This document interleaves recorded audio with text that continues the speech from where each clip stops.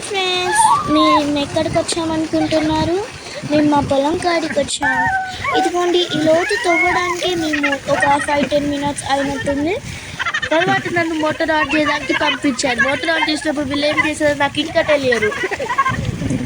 అంటే రచ్చుడుతోనే మేము చాలా చాలా ఎంజాయ్గా ఆడుకుంటూ ఉన్నాం.